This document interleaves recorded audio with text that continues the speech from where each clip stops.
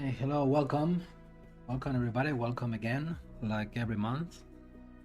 My name is Nacho Riesco and here I am again sculpting jewelry designs with ZBrush, so welcome everybody. So today we're going to continue with this design I started on my previous streaming. This is a coin relief portrait from Julio Caesar.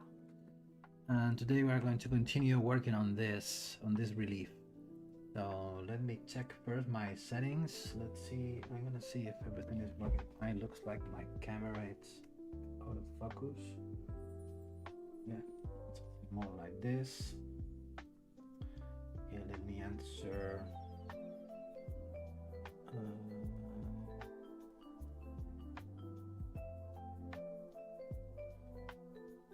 Okay, so welcome. Let me see the chat. Hey Fexter, how you doing? Welcome again as usual. Yes, this is going to be the latest streaming and the last streaming of the year. Yeah, so we will see you again in January. So we are in December as usual. I used to be here streaming once a month. So this is the December streaming.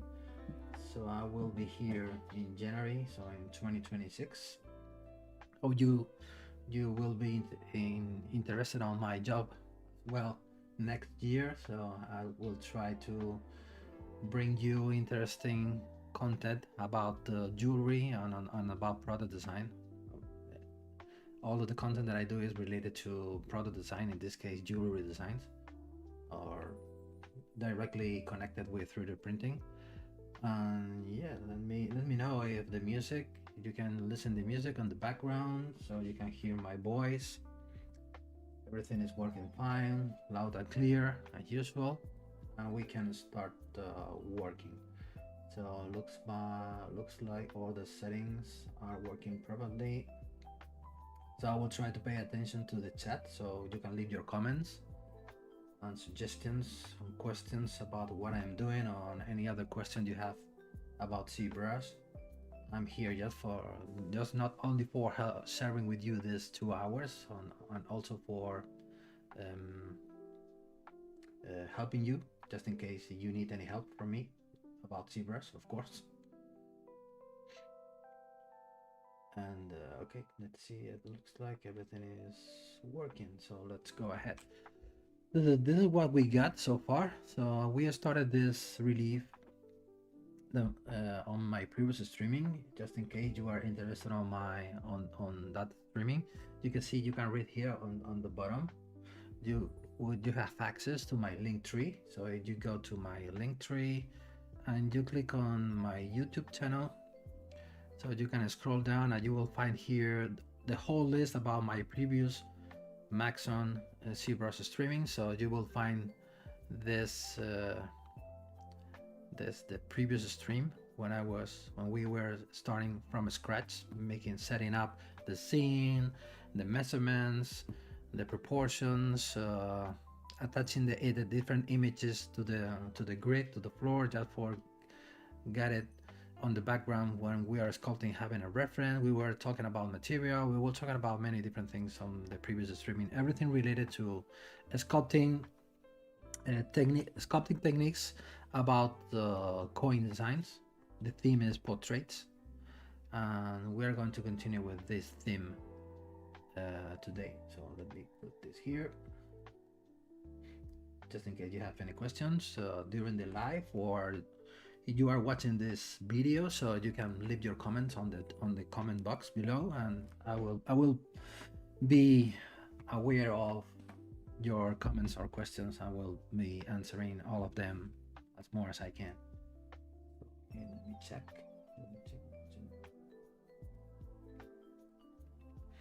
And let's go. So this is what we got so far. We were fitting mainly the anatomy of the head and the anatomy of the face. Of course, it still needs a lot of work. I am watching a lot of mistakes yet, so we need to fix on to move many different things, so we can start working on them.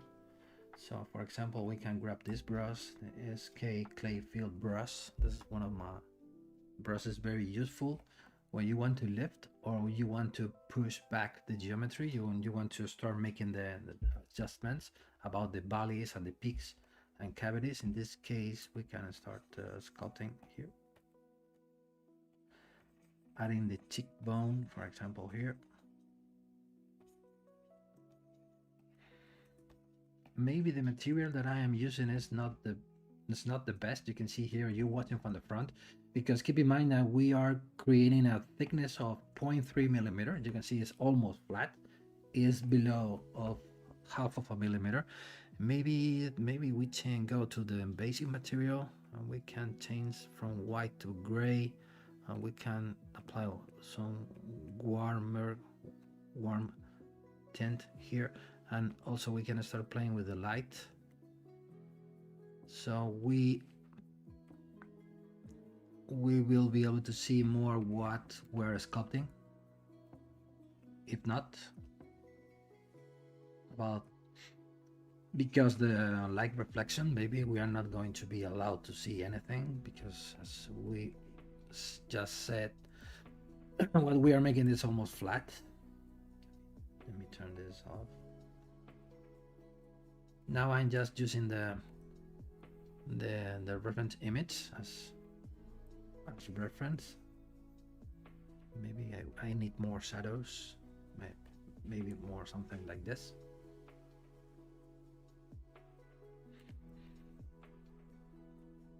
And from this point, it's just being sculpting.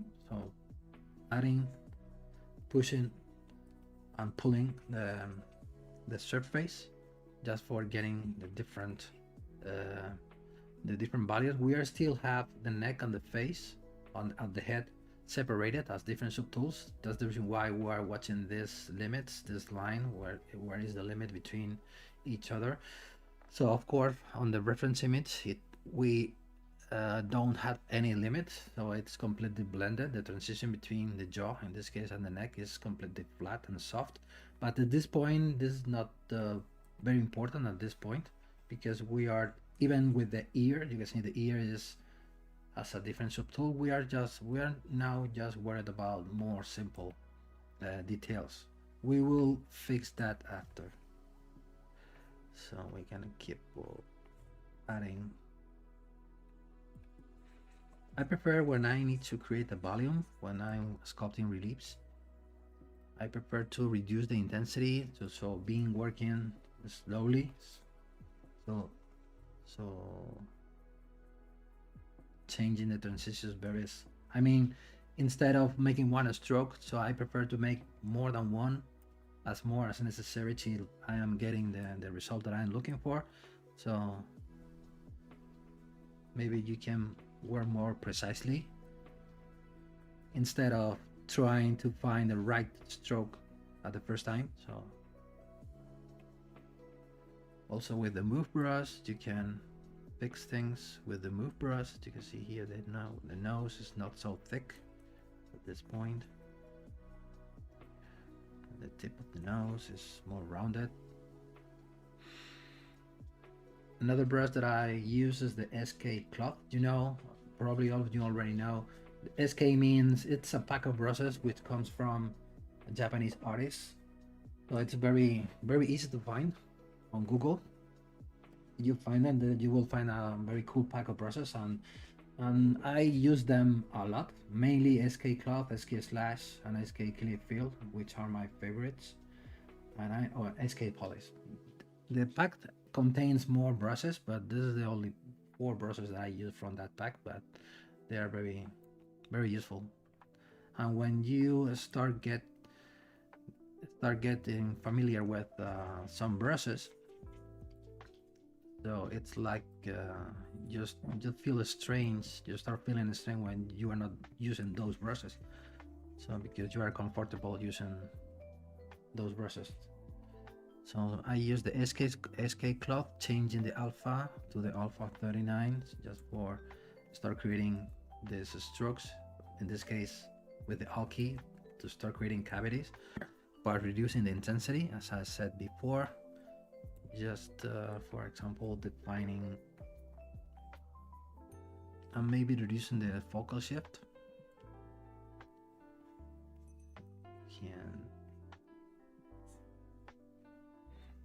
Let's start defining the mouth, the lips, this.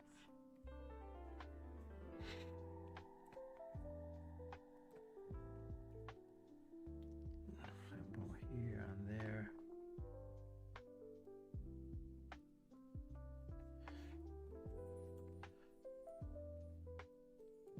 Let's define the lips.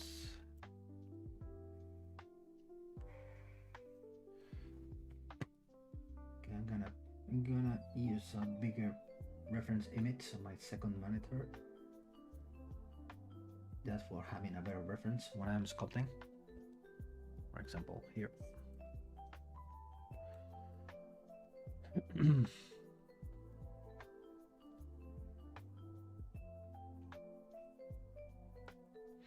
You can keep using the reference image, which is attached to the floor. So also maybe we can reduce the intensity, the brightness, just for the stop there, just for when you are creating the strokes, you can follow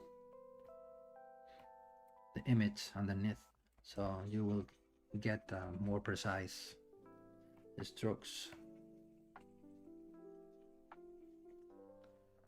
For example, something like this. This stroke goes here.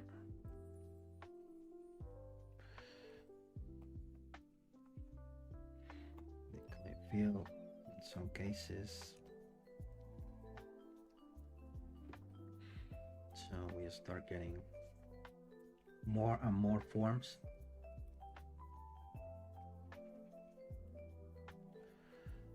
Maybe here the shadow that I have here is not correct.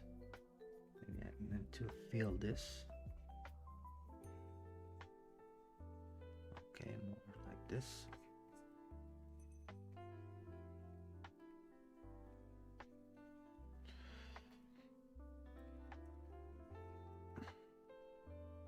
Maybe we can reduce the focal shift. And maybe here following the jaw. Here we have a cavity. And here we need to read the light, so reading the reflections, just for recognizing the volumes. So this is like one of the things that I like for sculpting reliefs, is because it is in between 2D and 3D, so you are using concepts from 2D mixed with concepts from 3D, so you are not fully sculpting, so it's like you are drawing and sculpting at the same time, because you don't care about the side views, you only are focused on the front view. So but depending on the light, so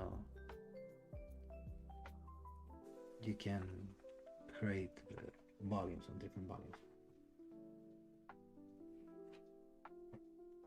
Do you ever use Sculpting Pro mode? Yeah, I use it many times, but most of the time I use Sculpting Pro. Maybe we can talk about two cases on two scenarios. When we are sketching something, so we are at the very earliest stage of the sculpting. So when you are creating new forms, you are adjusting form very quickly. For that reason, Sculpting Pro is very useful. And for example, when you are sculpting scanned files, when you are sculpting a mesh composed by triangles, the Sculpting Pro is also very useful and very fast to use. But for example, when you are looking for more finished surfaces with more details, with more accurate volumes and stuff like that, I prefer to use Dynamesh or ZBrush or a regular quad mesh. But I like to use Sculpting Pro just mainly for sketching. So probably my workflow is Sculpting Pro, Dynamesh, and the Dynamesh, then ZBrush, and work with the quads. So this is the timeline from the beginning till the end. Sketching with a combination of Sculpting Pro and Dynamesh. Once I'm happy with the overall results, I change directly to Dynamesh with a higher resolution, and when everything is in place in terms of secondary form, tertiary forms, around tertiary forms, we can then zero measure and start subdividing. And also depending on the kind of thing that you are doing. For example, for reliefs, for sculpting reliefs, like today we are sculpting this relief, I prefer to go from the beginning till the end with the Dynamesh. I don't use any zero measure during the sculpting process. I prefer the feeling that I have sculpting Dynamesh instead of zero measure. And also having the feeling, I was talking about this on the previous stream, also having the feeling when you are subdividing or when you are adding more or less resolution to your Dynamesh is this is directly linked or connected with traditional sculpting. So when you are using different kind of materials on different kind of hardness, so you are using soft materials or hard materials to sculpt. So depending of the how soft or how hard the material is, you can sculpt or create different things. So in this case, you can see here, we are also having 3 million of polygon. That means that we can call this material, this virtual or digital material, hard material to work. So that means that we are going to have enough precision to start defining forms quickly, instead of getting a not very soft and regular surface. This is already connected with about one thing that I just said about the connection between the 2D and 3D. So we are not moving a lot the surface, so we go directly working with a hard material. So because we are just like painting strokes or drawing strokes instead of making a lot of volumes. I'm trying to be as clearer as possible. I don't know if I am getting it, if I am saying a bit confusing things.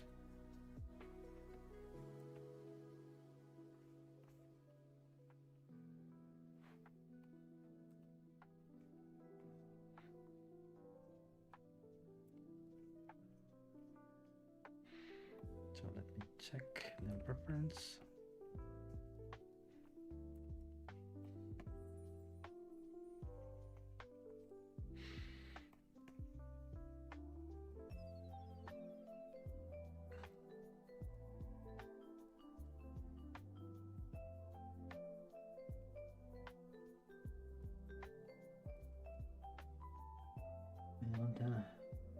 And you are welcome, and thanks for asking. So I think the most interesting thing for being here streaming, it's the possibility to talk with you or discuss about your concerns about sculpting or about ZBrush, because not just being here just sculpting and that's it. So I prefer to being here talking or answering your questions.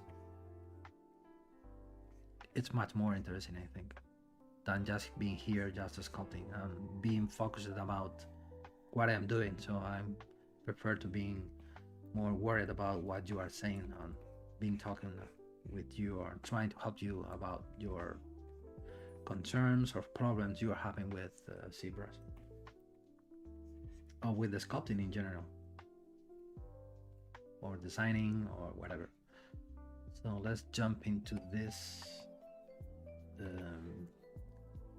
eye. We can put a line here.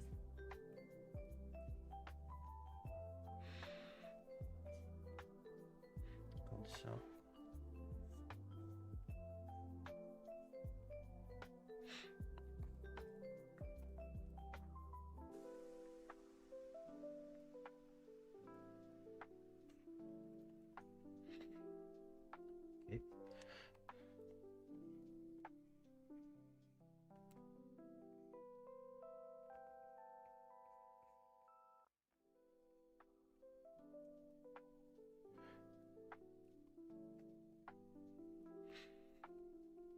Let's go with the mouth.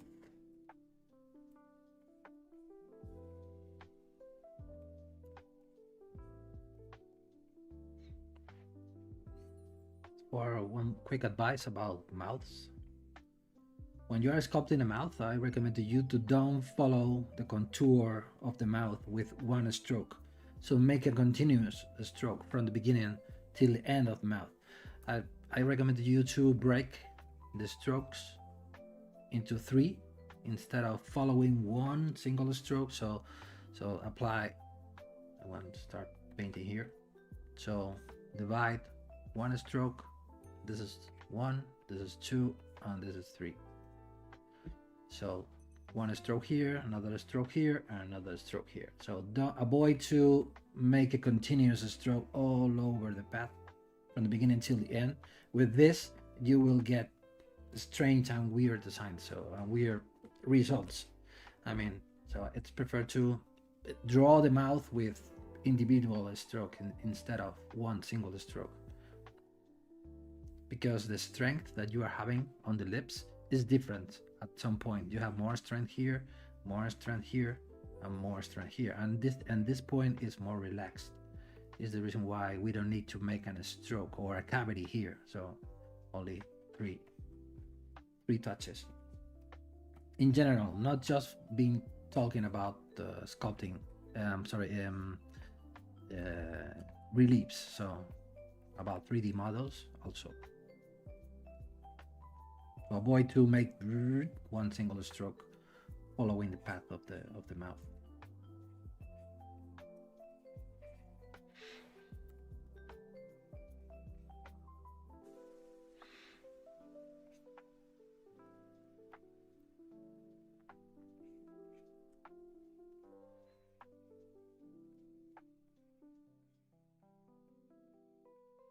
Let's make this the image a bit bigger. Okay, more something like this. Let's see, in these designs with so little depth, what's the minimum height required for detail to be recorded on the mint? Wow, this is a very difficult question to answer, because we always try to translate this answer into a value, into a unit, X millimeter, 1.3 millimeter, 0.1 millimeter. That will depend on the kind of manufacturing process that you are going to use. It's not going to be the same that you are going to use a 3D printer than a CNC machine. And if you are using a CNC machine, it's not going to be the same if you are using a regular CNC machine with drills, with a mechanical one, or you are going to use a laser one.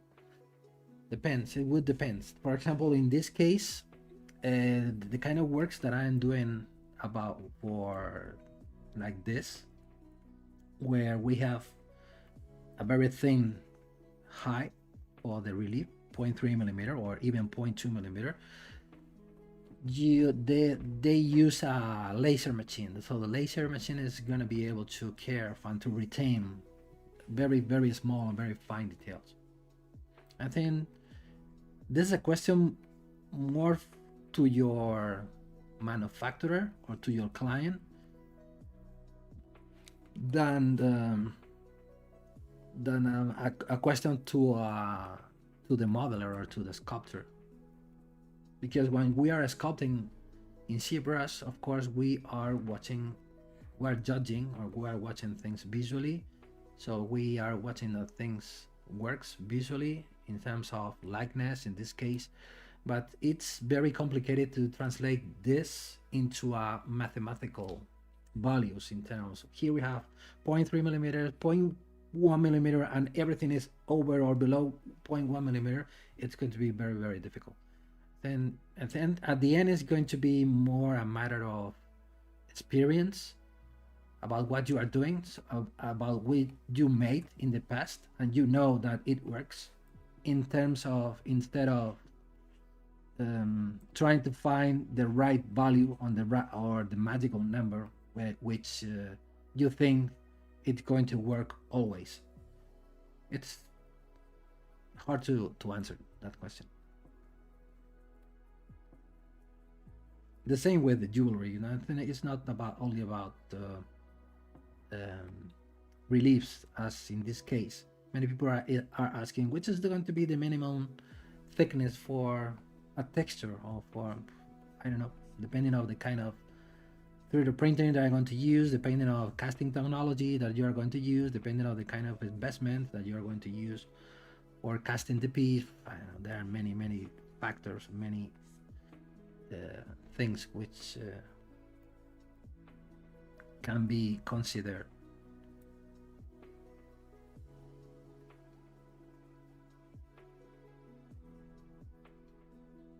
I think maybe your client, or even you are able to have the machine, the machine which you are going to use for manufacturing your designs.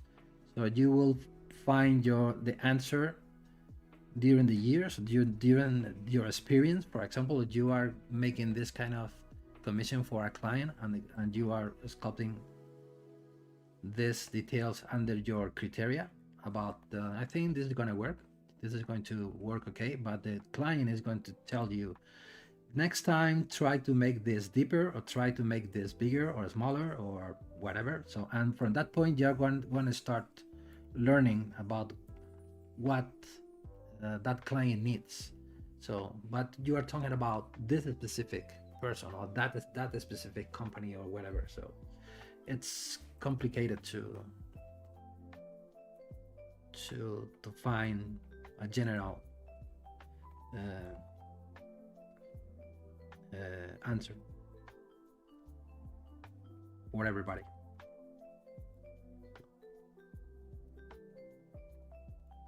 And for all of the cases.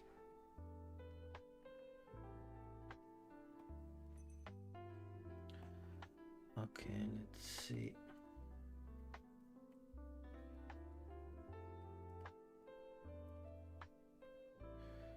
Maybe we can. The chain is break in 2 parts.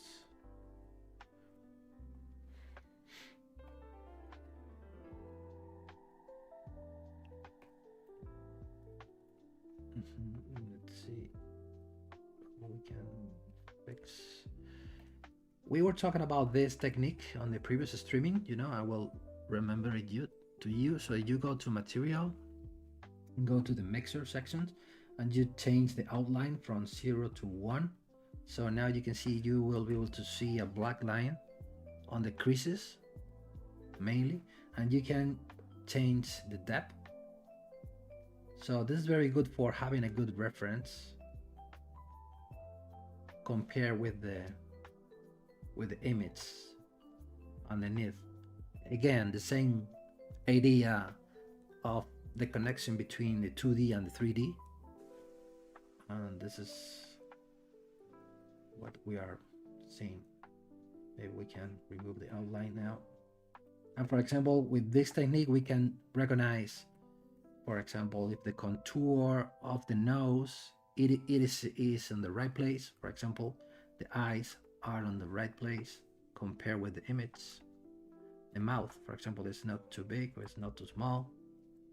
For example, if we zoom in, if we change the opacity, if we increase the depth, so that you can see here how we can this becomes very useful for likeness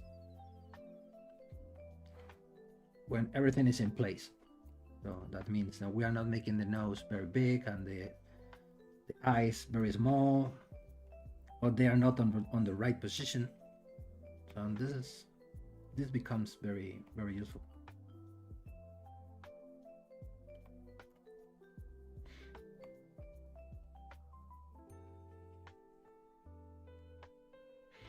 Maybe I'm going to reduce the resolution, because here I'm almost having 3 millions, and when I am trying to smooth imperfections, I need to smooth too much. So that means that maybe the material is too hard for me to soft, or to sand, or to remove material, having the feeling that I am removing material. So understand me that. So we can go to Dynamis, and we are 167, 76. maybe we can go 56 or 160. And let's see, with this we are having a little bit more than 2 millions. Maybe we can stay below 155, 152. Maybe let's go to 2 million. So we are having 1 million less than before. Maybe we are going to start feeling that when we are smoothing, we are getting faster results. So at this point, it's not going to be necessary to have so hard material to work with. So because we are still making volumes, maybe we can change the specularity of the material. Let's increase the specular, and maybe with the specular curve with this. Yeah, maybe better, just for having more information about the volumes, about the light. You can see here the check here, something is not working because we're watching here a completely flat volume here, and what observing the image, it is not flat. We're having different volumes. So we can now use the clay fill and start filling this, and start filling this. So we are start breaking this surface into 2 different volumes. We need to push this back, pull this out. So okay, now it looks better. So now maybe we can grab this one and start making a better cavity here. Just it goes from here to here.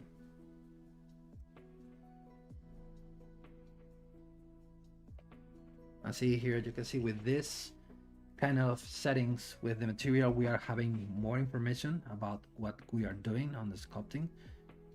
Maybe here, what I'm watching here on this eye, the distance between the limit of the eye and this wrinkle, this cavity is too long compared with the reference. Maybe we need to push this up a little bit. Okay, something like this, and then we need to make a cavity here. Cavity big, or cavity here.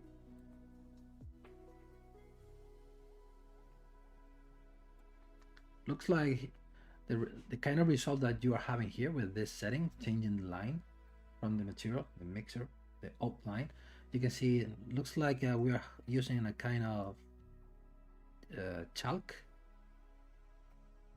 or pencil, soft pencil, and we are using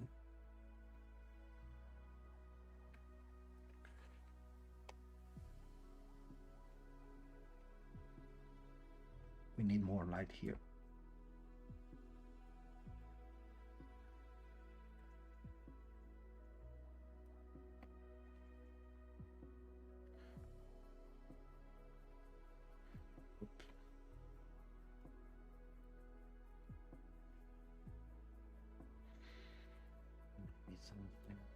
Is another brush that is very useful, for example, the polish brush. When you're using this brush with the Alt key pressed, you can use this brush when you are sanding the surface, when you're having a block of material that you need to make it softer, more uniform surface. You can achieve that feeling or that result with this brush with the Alt key. So it's very good for remove imperfections or soften transitions. Let me check the nose. Maybe the nose is going here. Maybe this, need to push this up. Eyebrows needs to go a little bit. Also, maybe we can put this cavity here.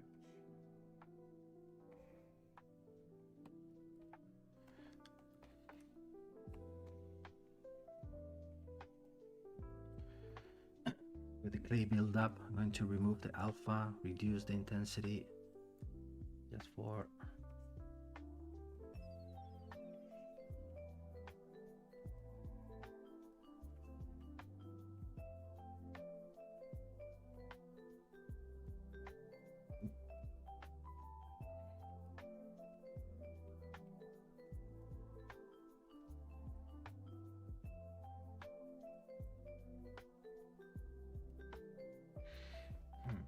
something interesting things are happening here.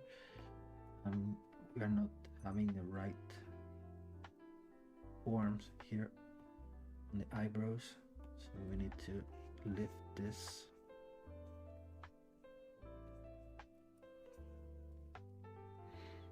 Maybe we can remove the outline.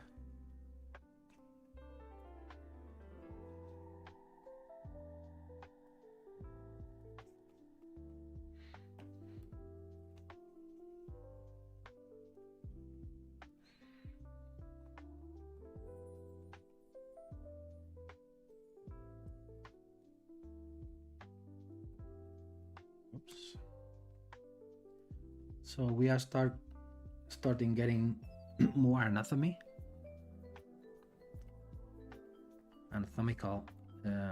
details on the face than before, where we were having flatter or more flat face or volume.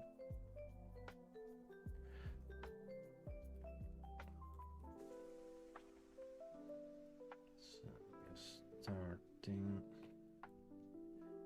getting there. Oops, not that much.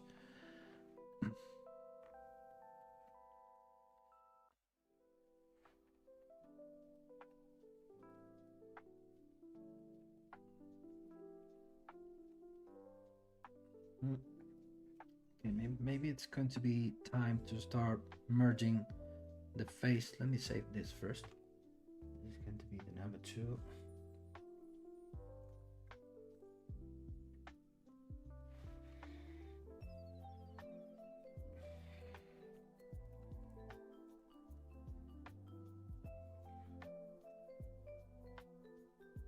Okay, let me check your comments. Okay, no comments.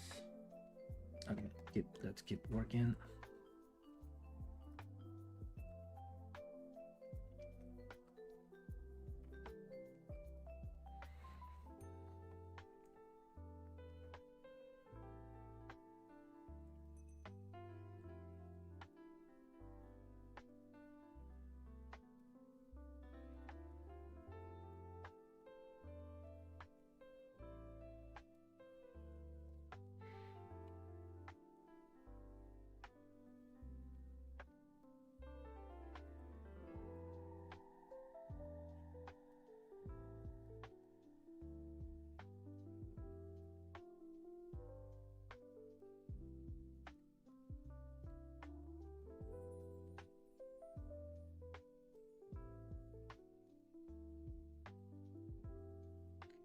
Let's go ahead, let's go now. This is the neck.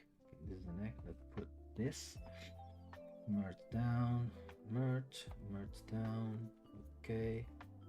So we have both subtools now merge it together. So control drag for make a dynamis. So now we have everything merged or solder it into one mesh. Now we can use the smooth valleys and start smoothing the transition between the neck and the jaw, like this. Now we are getting, as we are having now a bigger mess than before. Now we are reaching 3 millions. Maybe 3 millions is going to be too much for sculpting. I'm going to merge as well the ear. Let's push this, or not. Let me think. Okay, let's keep the ear separated till now. by the moment. So let's go here, let's reduce the resolution. Maybe let's try 128. With 128 we are getting to almost 2 millions. Maybe we can stay below 128. Let's see, 120. Yeah, 2 millions is going to be good enough. So just trying to get a good balance between smoothing and defining the strokes at this moment, right? At the moment that we are now, well, we are still making volumes or trying to find soft transition between different volumes. Okay, let's fix the contour. And we have a stroke here. Okay, it's going from this point to this point.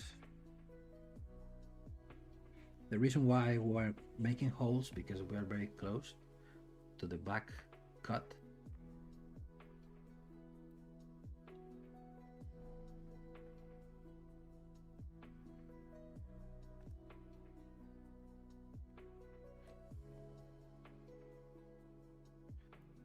Maybe this muscle.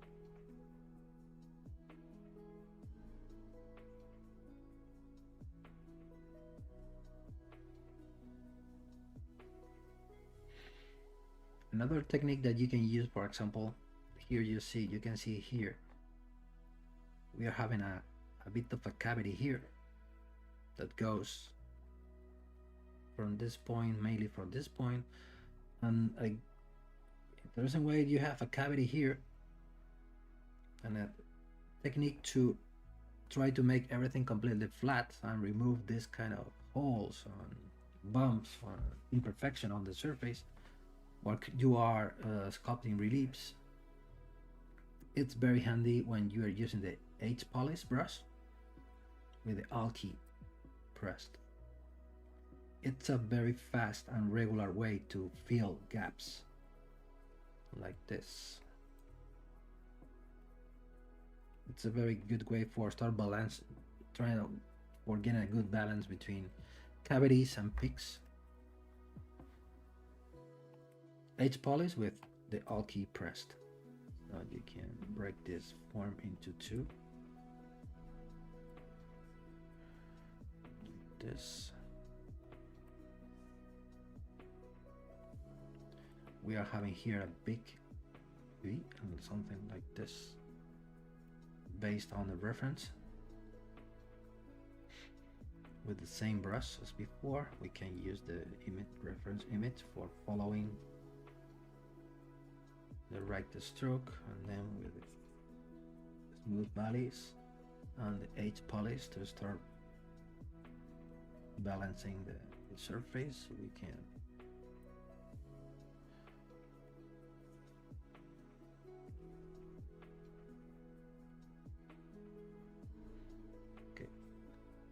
something like this. You can start getting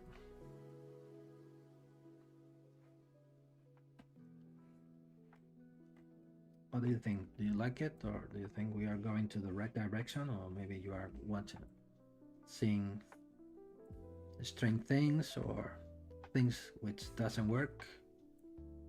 Probably when you are working on something like this, you can be in here watching the same reference till not noticing or not paying attention with about the mistakes that you are doing, because your eyes becomes tired and they are not judging things and volumes properly.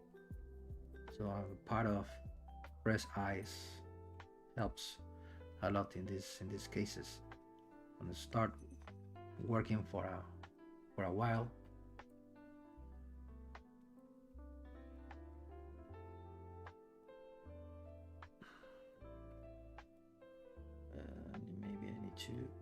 Maybe you are watching, maybe the nose is too big, the mouth is too small, you know.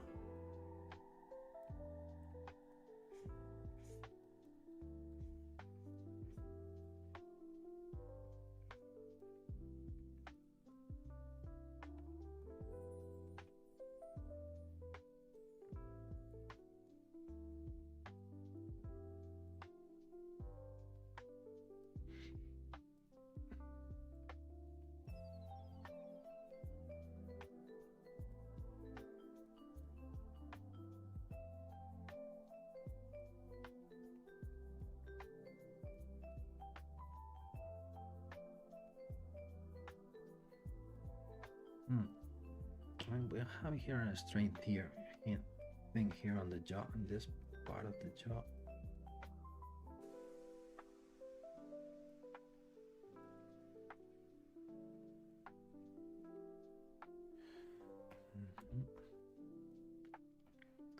Let me check the distance between the end of the mouth, the chin.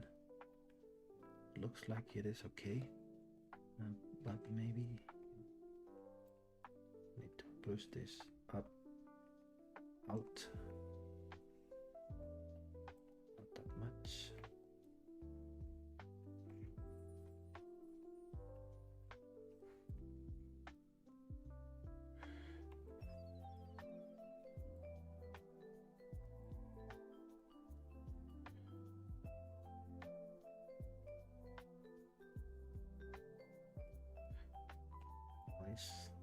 Start sanding.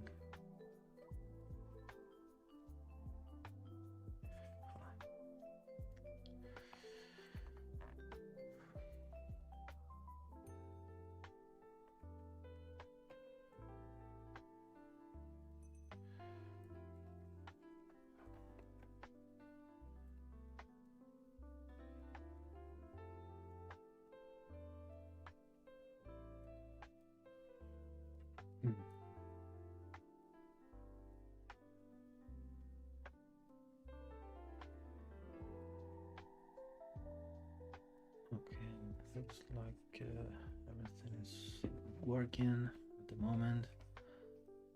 When you start getting tired about one part of the sculpting, maybe it's going to be a good moment to stop and start working on a completely different thing. In this case, I'm going to start working on the hair. Let's stop working on the face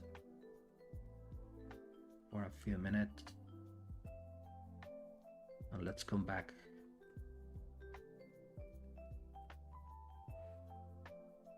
Later.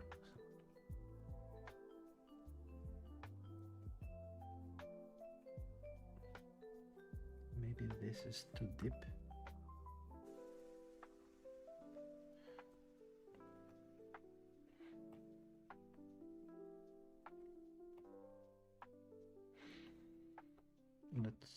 Let's see how it reacts with the line change.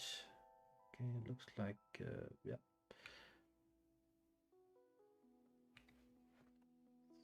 Works well. Maybe here I need to reduce this cavity a little bit.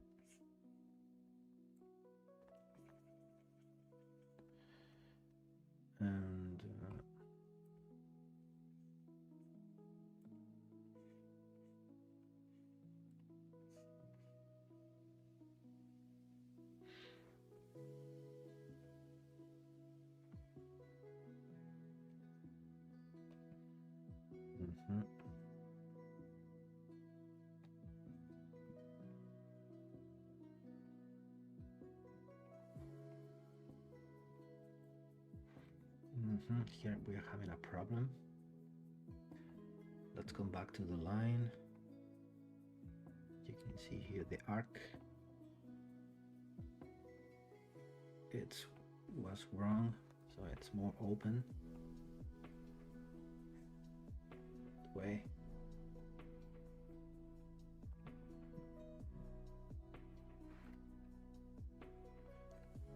Okay.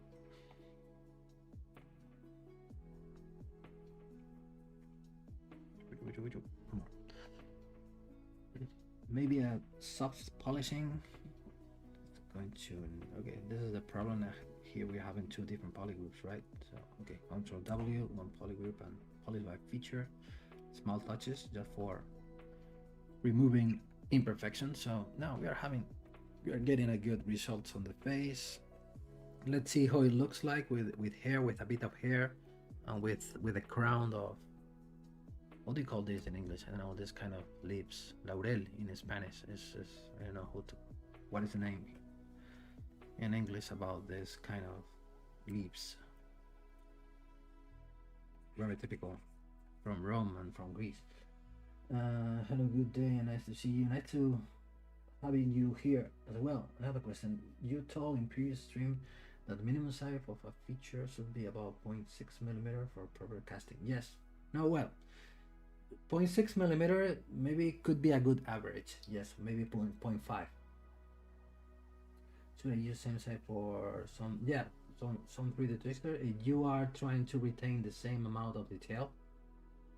Okay, if we're talking about texture, when you are about to cover a whole surface with the same texture, maybe in that case we are talking more as an average, because it's going to be very difficult to keep 0.6 millimeter or 0.5 millimeter or whatever all over the surface. So we are trying to find a good balance, a good average all over the surface.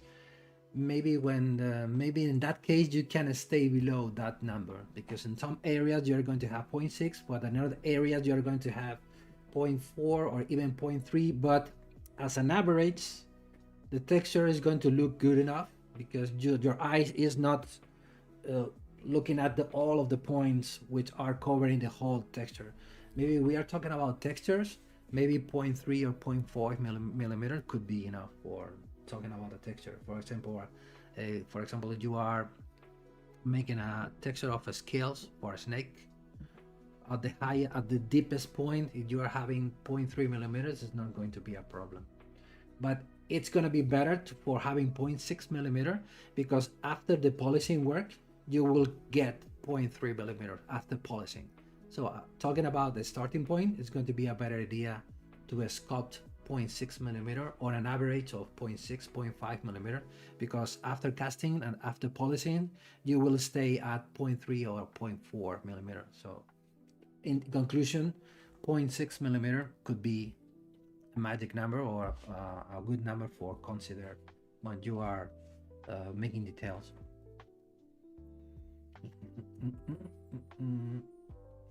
I don't like the mouth. Here I'm having a problem with the mouth. This is a very critical distance when you are making likeness. The distance between these 2 points is very critical. The distance about this point and this point, and here the mouth. So if this distance is wrong, everything looks odd and looks strange. This is a very, you need to observe this distance very often for having a good likeness. And this is I think this is for any reason, maybe the arc of the mouth. Okay, let me check.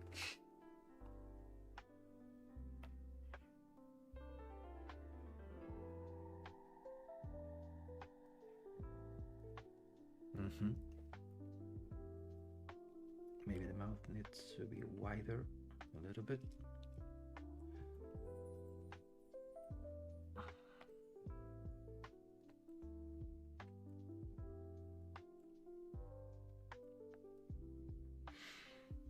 To go more that point.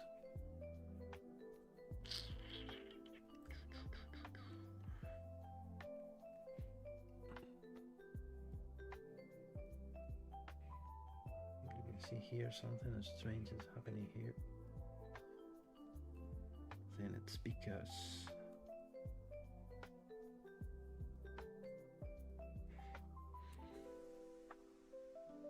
and also you should keep in mind that we are not matching the same light than the reference. So the reference, the light is producing, is casting a specific shadows, which that our model is not casting the same shadows, and that could be confusing when we are trying to match the likeness.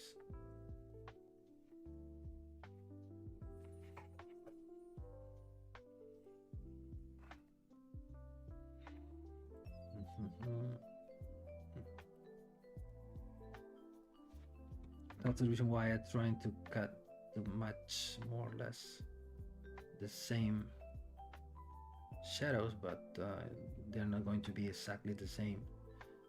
Maybe for that reason we are getting confusing results when we are observing the reference and our model.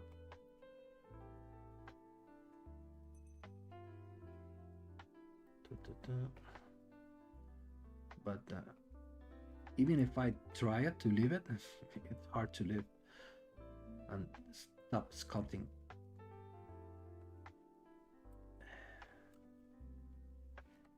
Okay, let's follow the contour of the lips.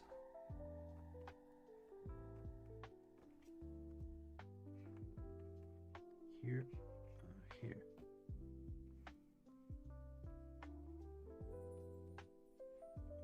Okay.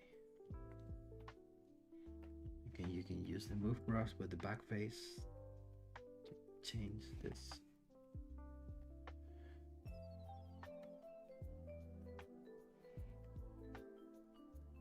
Okay.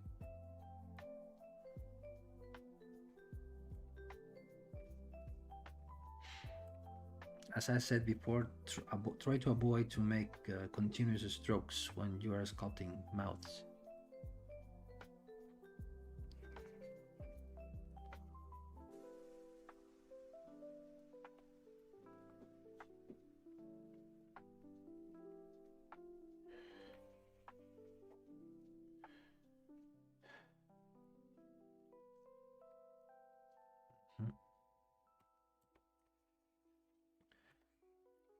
Let's stop here, I think.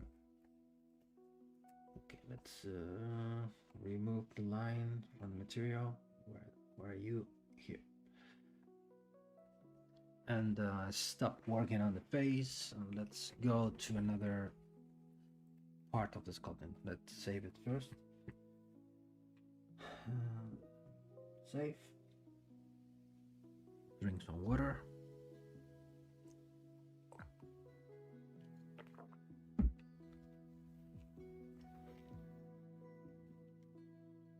Okay, so let's start working on the hair. You can see the hair, it's going this, and I prefer keeping the same mentality or the same process. I prefer to sculpt the hair as a individual subtool. So using the cube we have on the back,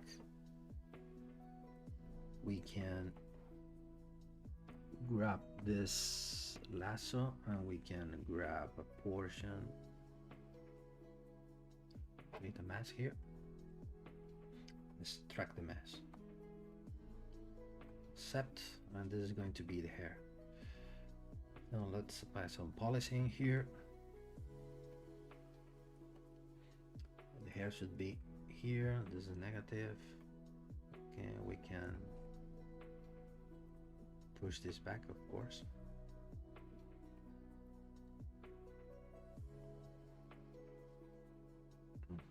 What happened? Okay.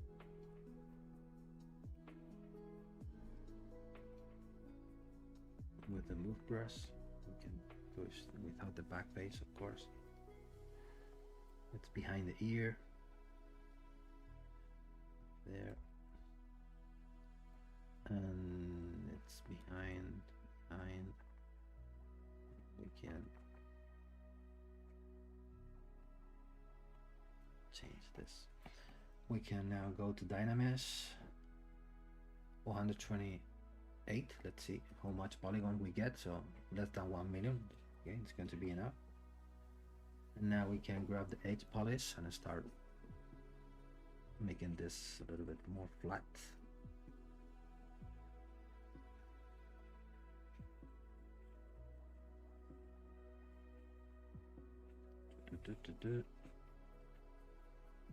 Push this back, and now we can push this back a little bit more. There, okay. Let's see the limits. The limits are here. Okay, let's use the clay build up.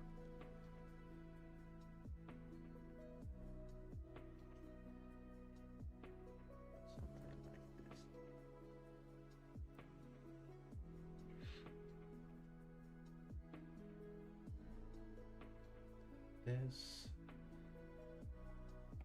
maybe move brush with the back base.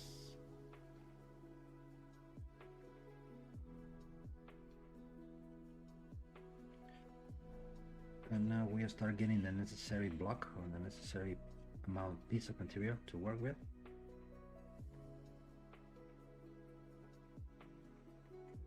And then we can push this back and more, because there isn't any hair there here. And now we can start adding the strokes with more intensity, with less focal shift. So we're gonna start just blocking the main curls or curves of the hair. Let's go in here with the edge polish now.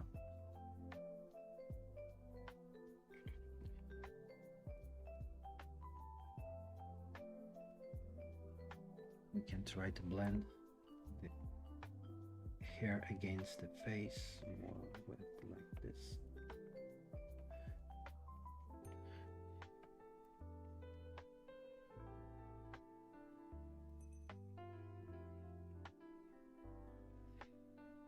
Okay, more something like this.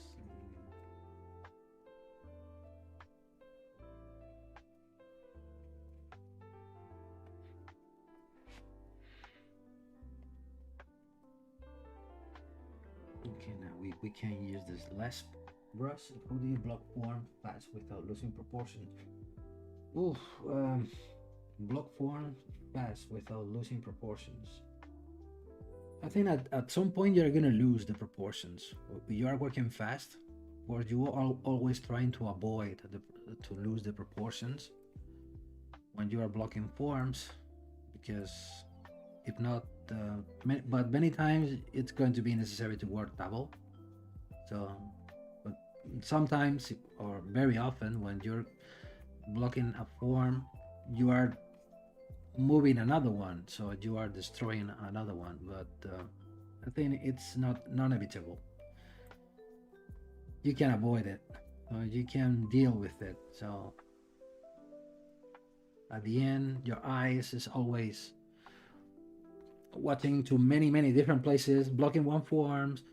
Maybe you are modifying others, so you come back to the other, you adjust the other, so your brain is always working at many points at the same time. So it's very difficult to don't destroy or to don't lose the proportion when you're sculpting the forms. So don't worry about that. So it's that's one thing that you need to deal with it when you are sculpting. When you start getting more experienced sculptor, so you will start losing less and less forms when you are blocking the proportions. So your strokes will be more accurate, or your modeling skills will be more accurate. But it's a matter of learning time, I think. So let's use this brush, because this brush is very useful for, you can see, for blocking the hair strands.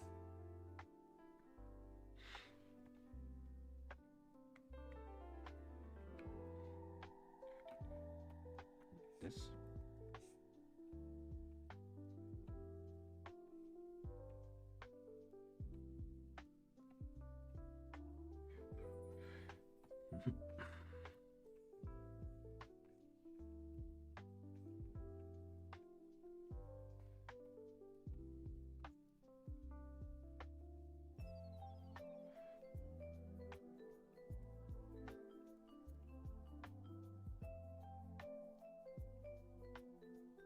Start getting the necessary forms.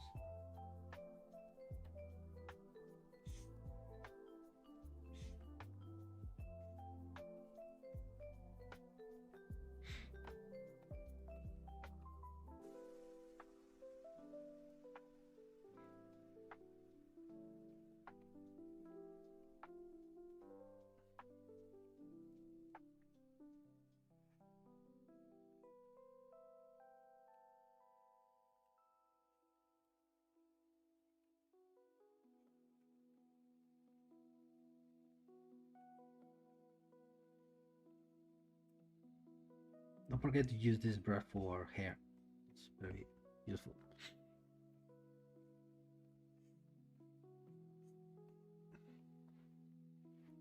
And I like to combine this brush with smooth valleys for blending the strokes, removing the imperfections. And there you go.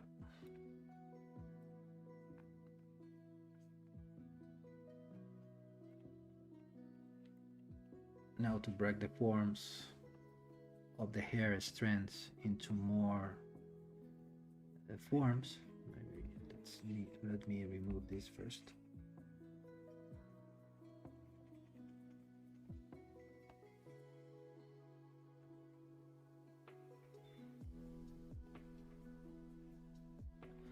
I don't care about the contour of the hair, or in this case of the head, because it is hidden by the lips, but just for having a good, nice looking head. Okay.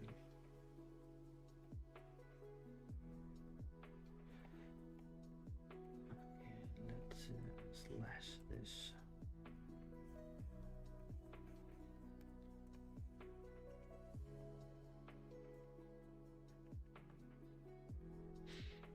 Okay, let's stop here. So you can use this brush, this K slash, with double alpha.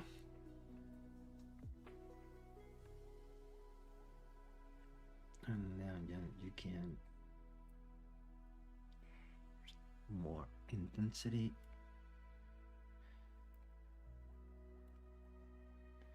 So you're gonna start breaking like this.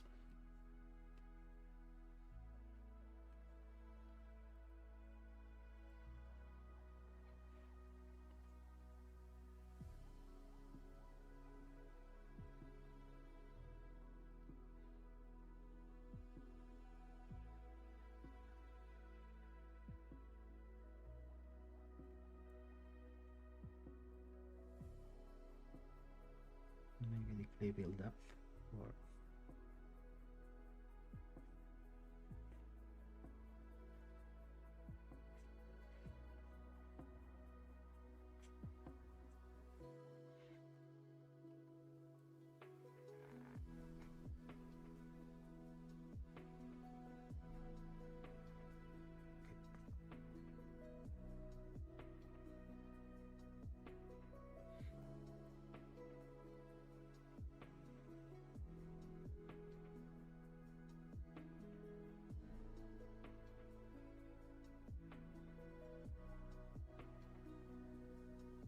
now we are having the hair. Let's add more details here. Maybe not that much. Maybe here we have a cavity here. Oops. More cavity here.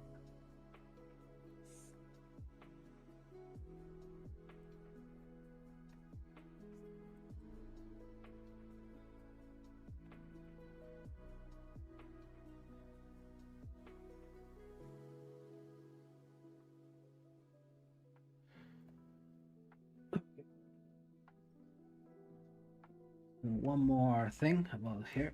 So now use the move brush with the back face.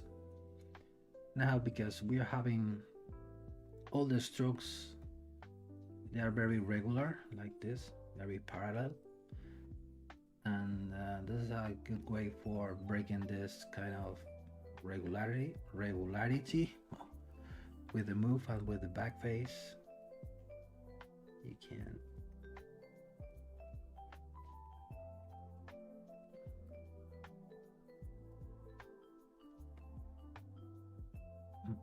now at this point we are going to need more polygons, because you can see it's staying below 1 million. You can see we start destroying this. The definition of the strokes we just made is not good enough. Maybe let's increase the image resolution. Let's say over 20. That's 2 millions.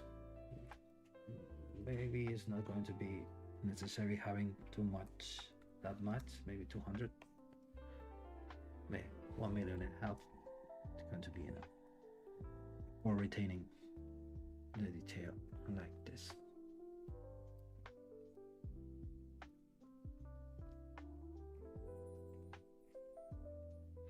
There's a technique on how to make a Roman looking hair.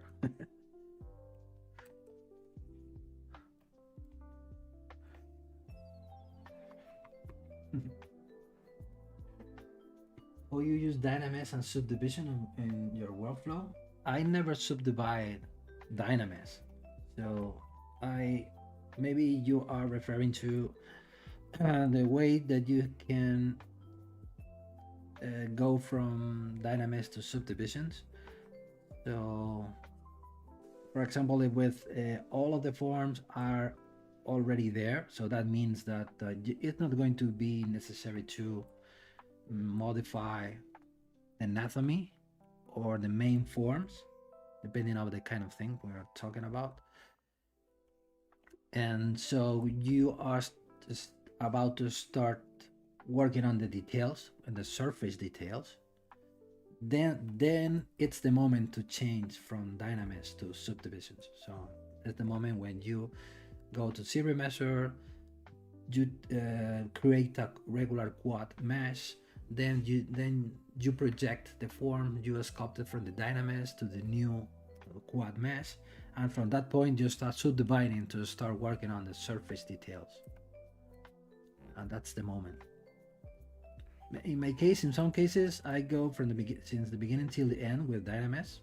I don't pass through the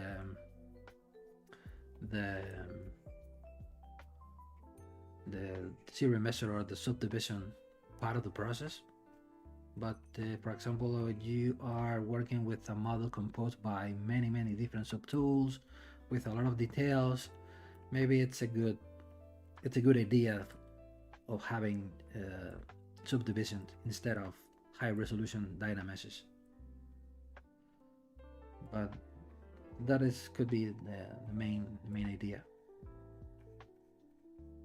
When you need details, maybe we can say when you start needing the details on the surface, it's the moment to start changing from Dynamesh to quads and start subdividing our mesh.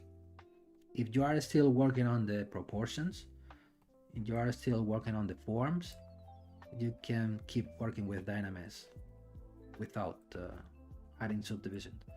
Once you start working on the details, it's the moment to go to ZBrush or retopology and start creating a regular quad mesh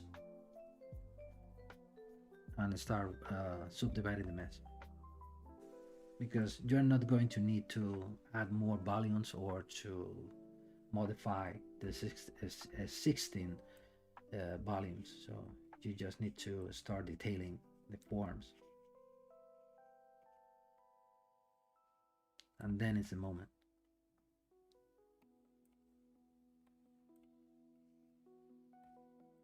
Oops, too aggressive.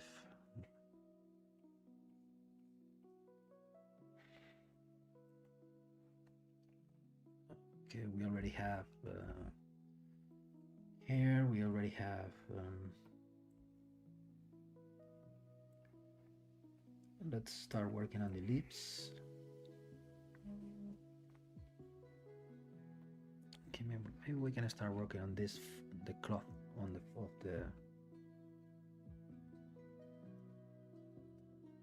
You can see here. Let me grab this.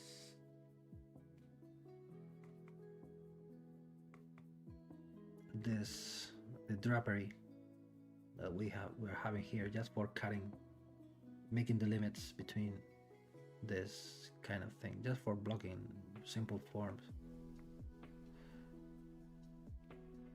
And let's flip this here. Mode always on top.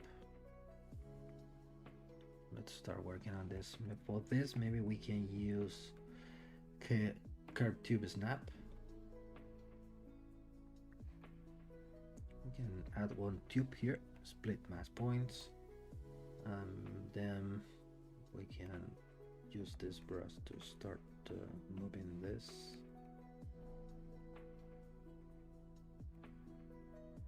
Where is it? Here. So we kind of squish it a little bit. This with the back face mask, we can with the back face, we can make it thicker.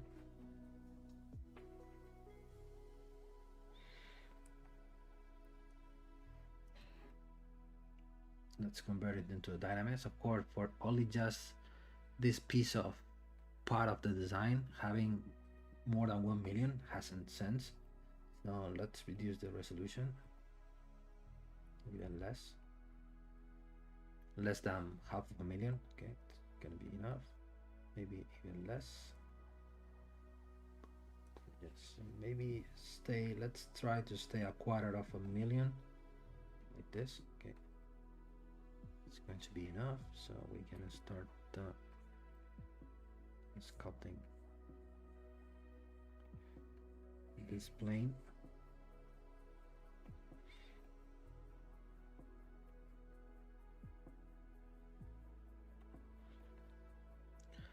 And then we can control drag to create a new volume.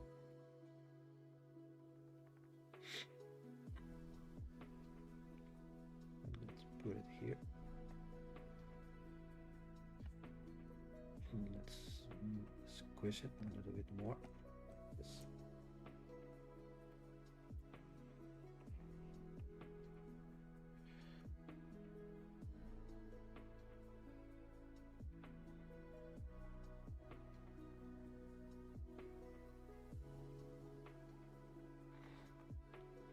Something like this.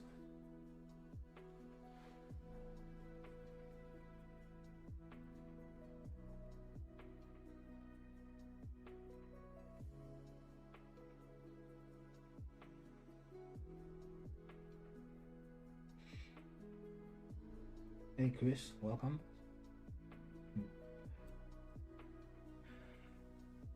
Welcome to the stream. Today we are still sculpting this portrait relief of Julio Cesar, Julius Caesar. I'm not really sure how to pronounce the name in English, but I mean, I believe it's Julius Caesar or something like that. I'm sorry for my English. Okay, let's see what happens here. It has a kind of a brooch. Okay, let's use the curved tube snap again to create a new tube here. Let's keep it as an individual subtool,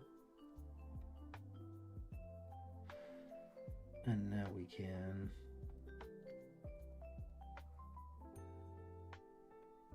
put it in place.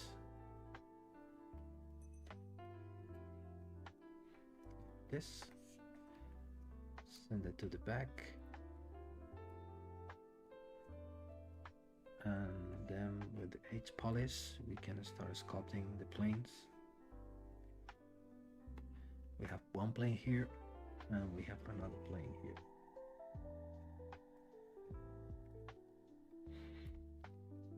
And need to shut this. And now with the move brush, so we can put it here.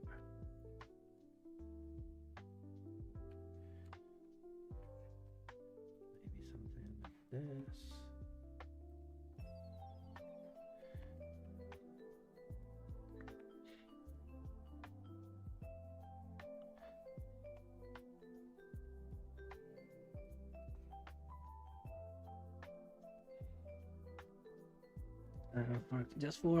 I don't recognize what happened here.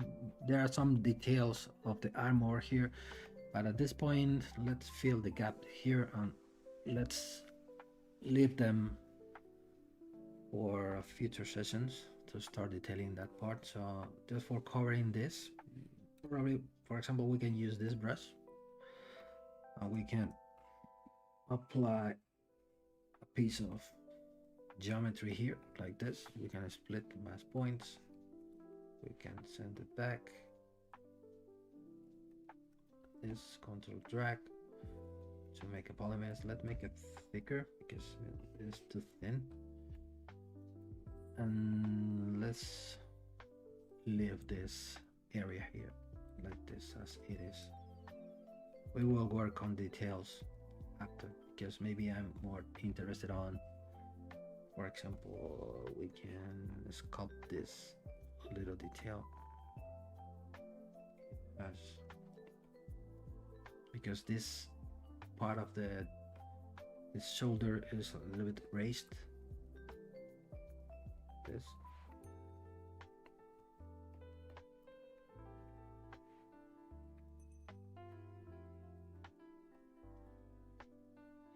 How many polygons we have? Okay.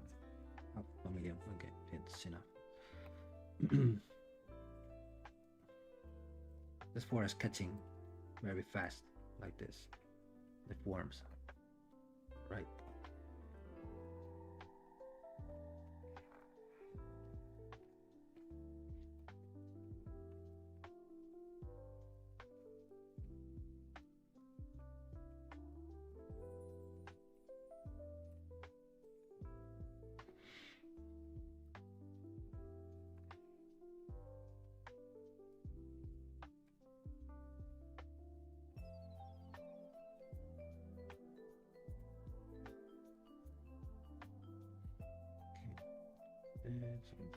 Yes.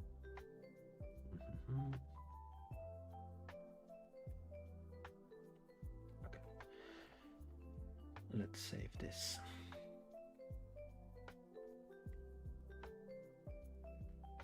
Ooh, good question. What do you think about the impact of AI on my workflow in the future? It's a good question because I already have a speech, or I need to talk about it at the university next week.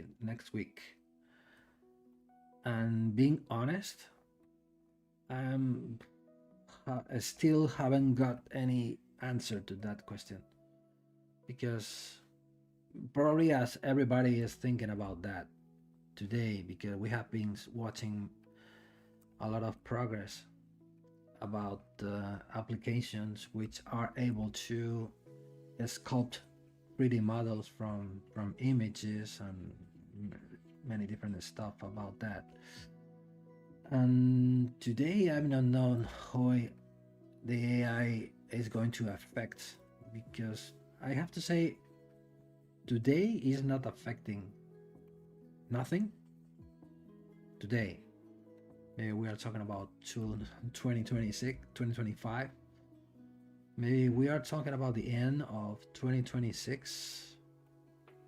I'm not able to figure out what is going to happen.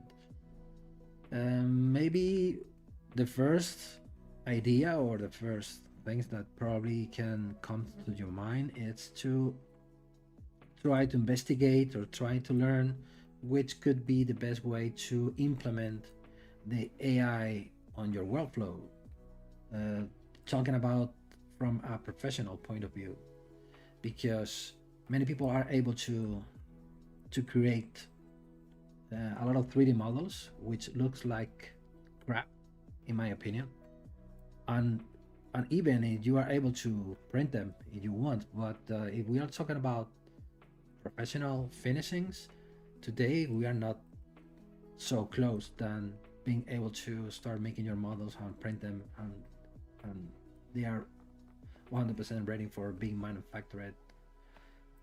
But I don't know. Of course, maybe I can say that, of course, this the AI is going to affect my way of working. It's going to affect the job that I'm doing, but I'm still don't know how much. I don't know. What do you think? I'm sure that it's going to affect all of us, but I don't know how much. I think today we need to stay positive we need to think about it's going to be a positive change. It's going to be a big help. We can improve many different things on our workflows, but at the same time, we are worried about what is going to happen. But today, I'm not watching very good results in terms of professional finishings or professional results. But it's hard to say. Hard to say. Okay, let's start working on. Let me know what you think about it, about the AI. It is a very controversial theme today, so people are thinking of many different things. If we are talking about 3D, right? Well, I'm not talking about 2D, of course, because I think, in my opinion, the 2D world or 2D professional has been affected much more than the 3D professional. And talking about 3D sculpting, like me, when we are sculpting objects which are going to be necessary to be manufactured with machines, today I'm not very affected by the AI, but I'm sure that in the future I'm going to be affected, I think.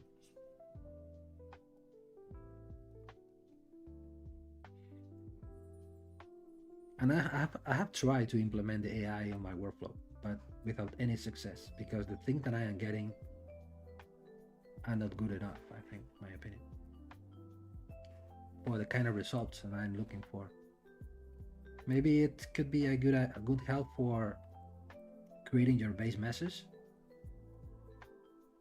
Maybe we are at the same point, like we are talking about 3D scans or photogrammetry, when we can scan a real object and we can import that mesh into ZBrush, and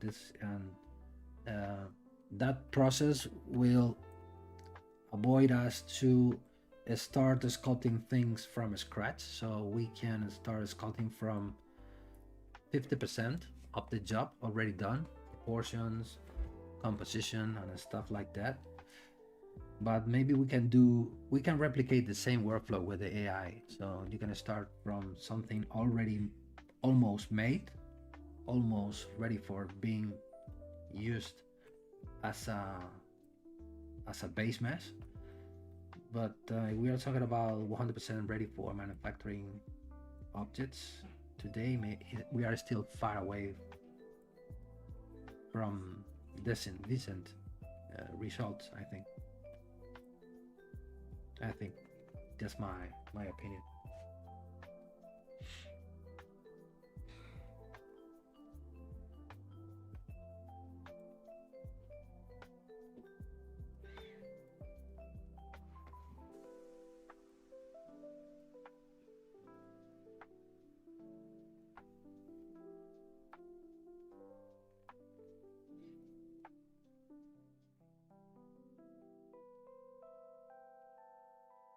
I think even if the AI having a huge progress of the AI, the human touch is going to be necessary always, I think. And in that case, ZBrush, it's going to be necessary in many different cases when we are creating something which is not perfect. So ZBrush is going to be the tool for making it, improve it. And having the necessary skills, or the sculpting skills, is going to be necessary always, I think.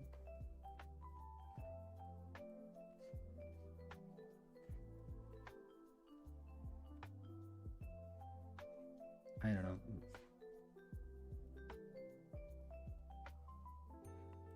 I have to say that I'm not a very geek or technological guy. So, but those kind of things start happening, I'm always behind them because I don't care about that kind of progress till I need to use it. I know how to say it in English. I'm sorry. Maybe we will see some AI tool in I don't know. Maybe not, or maybe I don't. I don't know what to say. What's in the path that ZBrush is taking? So talking about the iPad and the new version. Maybe we can probably be talking about years till that happens. I don't know, because ZBrush is going to be the right tool for editing, but in that case, hasn't too much sense that ZBrush is going to be the tool for creating things with AI. I don't know. I don't know. It's coming year, like in Photoshop, to speed up our workflows. Yeah, could be. Maybe, for example, you can tell to ZBrush with the AI, you get the ZBrush can, or instead of, for example, if you are creating a base mesh with CS spheres, maybe the AI is going to be able to create the whole model with CS spheres to work with from scratch. So you don't have to start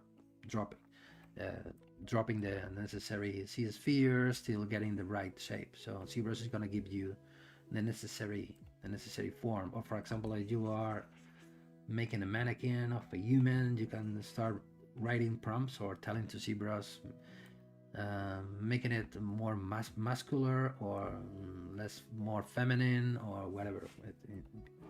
Talking about your base mesh, right? So once you have the starting point, and we already have base meshes already made, we can start working from that point instead of making everything from scratch. I don't know.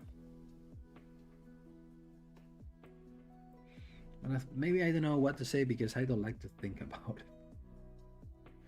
Because I prefer to stay where we are in art now.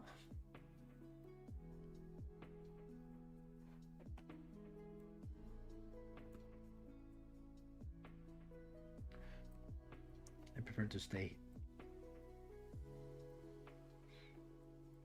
Art made by humans.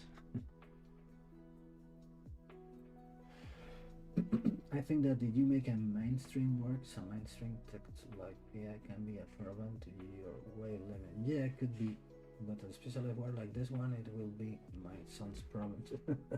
Yeah, probably yes. It's going to be problem of your son or sons, yes, because. But I think they're going to use them. The AI. This is going to, for sure. They're going to. They are going to. They are already using the AI. But maybe the problem is that people are using the AI just for saving time or for avoiding to pay professionals, and there we're gonna have a problem.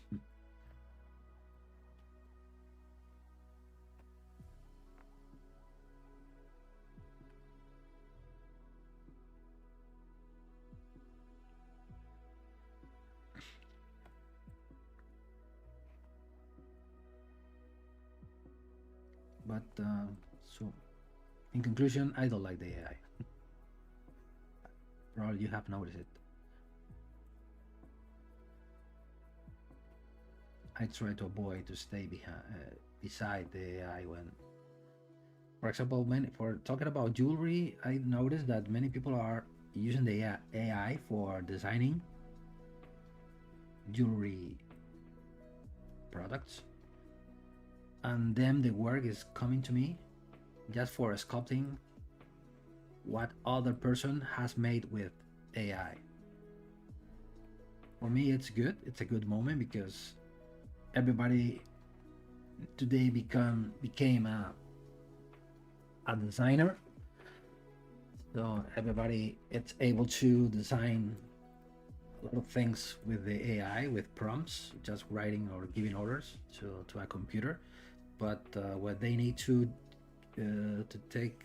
start taking the jump between the digital world and the physical world, it's where digital sculptors and modelers arrives, and this is what it's happening to me about the AI today. We are talking even more. We are talking about jewelry design, so because many people are using the AI just for designing, but they need to model or to create or to sculpt the object physically, and it's giving to me a lot of work because many people are getting many different ideas, and they still need a digital sculptor for transform those ideas into physical objects. But maybe in the future, when they are going to be able to go from the drawing or from the concept to the physical to the 3D, maybe we start having problems, but I don't know when that is going to happen.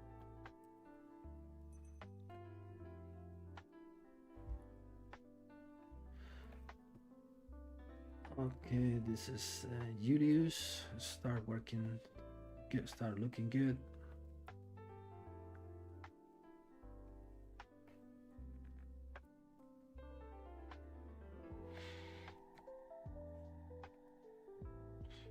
What?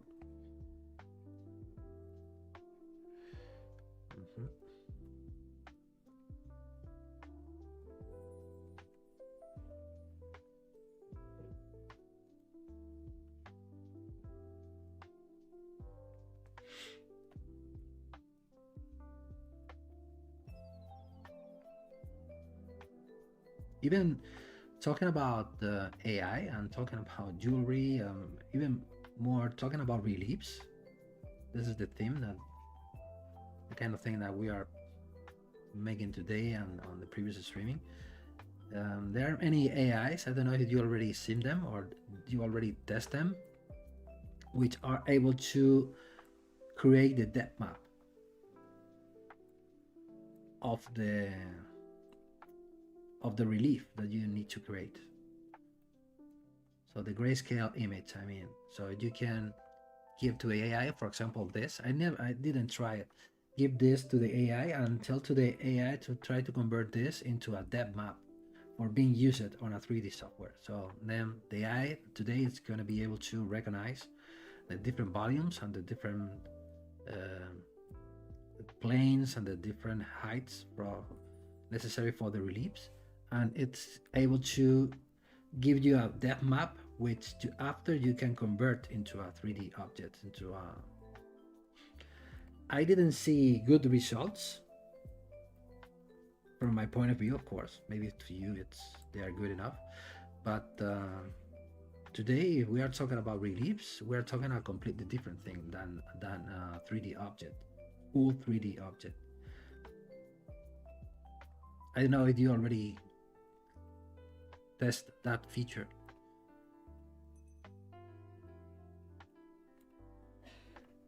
But already, even some softwares which has been developed during the years for CNC machines or for relief designs has implemented AI tool for creating that kind of images, the high maps or alpha grayscale image for being used as converted into a reliefs. So the reliefs is not necessary to being sculpted anymore. So just from an image, you can create your high map or your depth map, and then you already have the necessary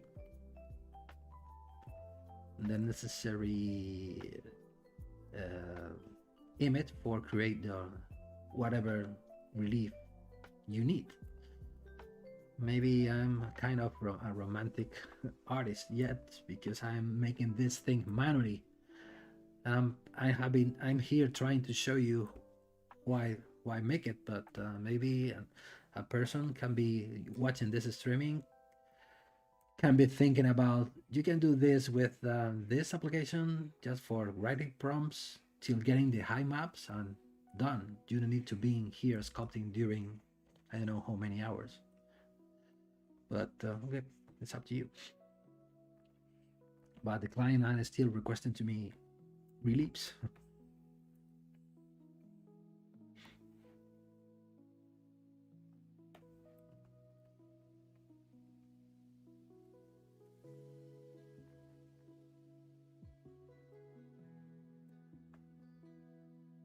Could be a good option for reliefs, or even for creating the high maps, or for a texture, or for even for a simple relief. The AI is very useful for creating the depth map image, I think. That is a good example of using the AI for as a help, or implement the AI into your workflow.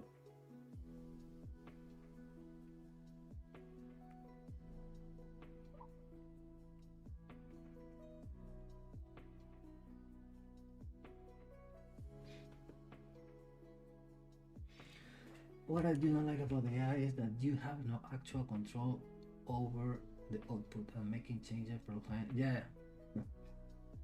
yeah. Even that, this is a good point, Pep Melendez.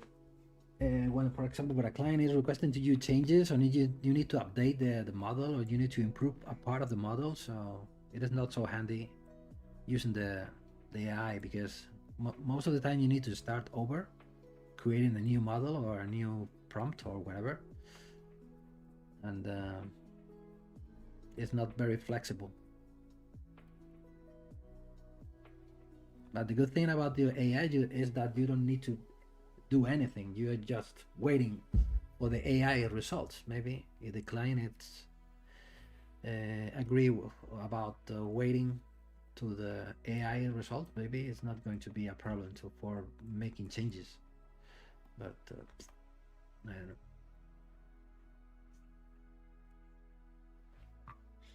And the word that AI gives you is like having raw meat. Yeah, it doesn't work by itself. It needs to be processed by a human with knowledge. Yes, today everything, the AI can be implemented as part of the process, as part of the whole process of the final creation. It is not possible to create almost, but even, for example, if you try to make a search in YouTube about how to use the AI for creating 3D models, the titles, all of the titles are related to create a 3D model with just one click.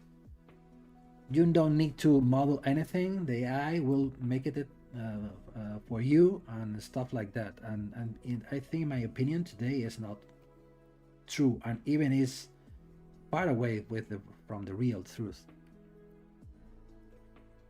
You always have to retouch or to create everything.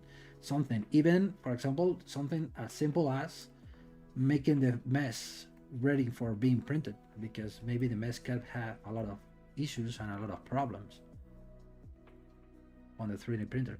So you need to import it into ZBrush, close holes, and create many different things.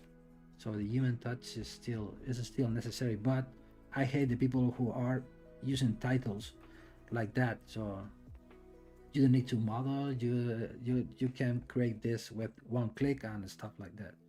Okay, depending on the level of the quality that you are looking for. If you are looking for shits, so you can do it. But if you are looking for something more artistical, so it's not going to be so easy as one click.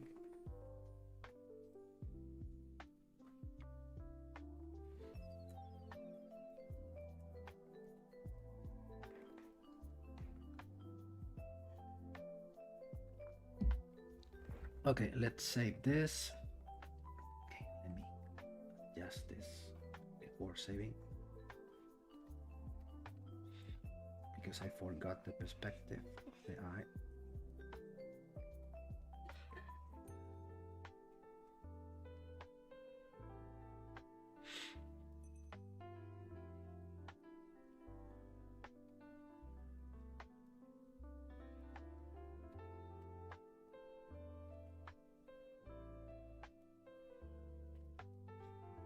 Also, it's a good tip that I can give you when you are sculpting eyes for reliefs. Never forget to sculpt or to add the gaps, the little gaps of the eyes here and here. So that means that the eye is not covering the whole eye sockets. If you leave a little cavities here, you will get more realistic results. For example, you can see here, here, here, and here. So with the, for example, with this brush, I hear a bit of gap there and another gap here, so you will get the more realistic feeling on the eyes.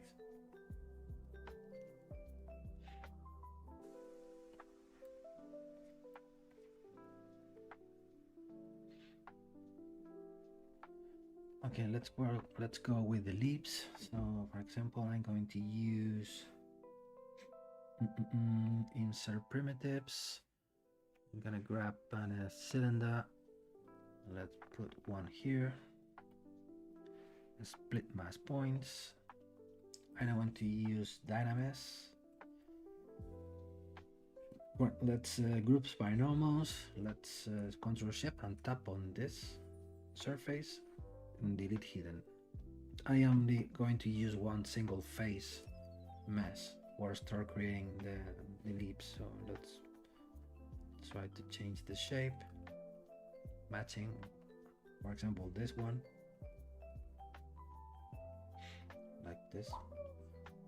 This is the topology that we already have. It's not useful, so we can go now to series measure and create a new mesh. Let's stay in the same amount. Let's stay in double. Okay, something like this.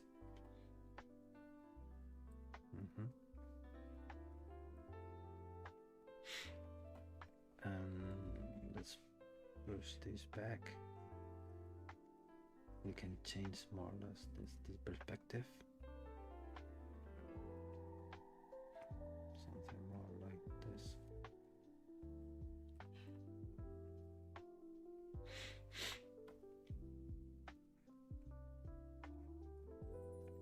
We can edit the edges, make them more irregular like this. This could be one leaf. Hasn't thickness, yes, but we can go to dynamic subdivision, turn on dynamic mode. Let's reduce the smooth subdivisions from 2 to 1, and let's start adding thickness here. Let's change the offset so we can go to the back, so something like this. And we can check how far we can go with the leaf. Here we have this. We can see we are over the maximum thickness. Also on the face we have many points which are over the maximum thickness. Also here, maybe we can edit it now. It is not going to be a big issue here because the face it is very over the maximum limit, but we are going to need to fix it after. What you need to, what I'm doing, I need to squeeze this a little bit. We can push this back. The red color represents the maximum height, the limits of the relief, 0.3 millimeter. Just as a reference till now, because at the moment we are more worried about the sculpting, the lightness, but at some point it's going to be necessary to fix this because the client don't want to have a relief with more than 0.3 millimeter height, total height. But at this point it's not going to be very critical. But the way that we can avoid that, I already shown you this on our previous streaming. So we grab the face we can grab the transpose line with the shift key, with the alt key, and grabbing these circles, we can start squeezing just the highest points like this. We are still far away from there. We need to squeeze it a little bit more. Let me see. Okay, maybe we can use the move brush. Let's push this back a little bit. We are just only just a few like we are now.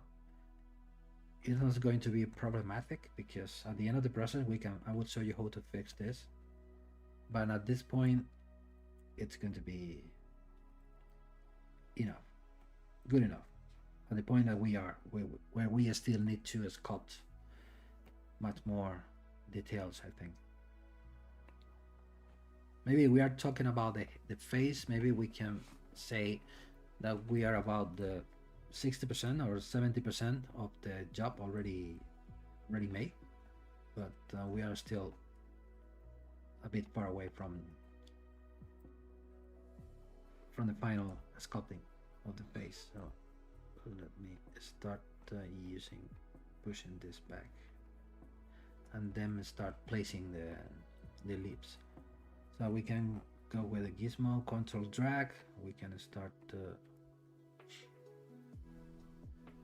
adding more, copying and pasting more lips. The hair, we need to push back the hair, simple like this.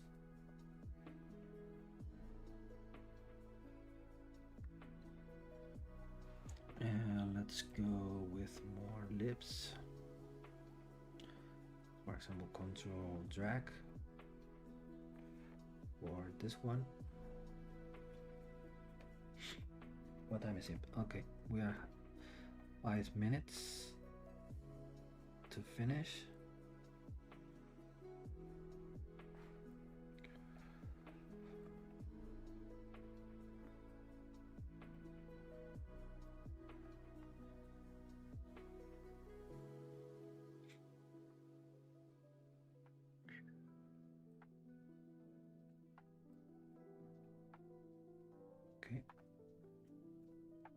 Where do we have more? For example, we can go to groups and grab this one, copy, control drag,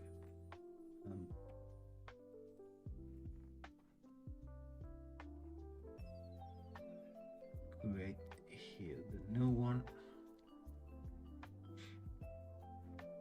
and it's just from this point it's just a matter of copying and pasting, following the layout. Just being careful about which is on the front, which is on the back, for getting a good feeling or good sense of depth and perspective.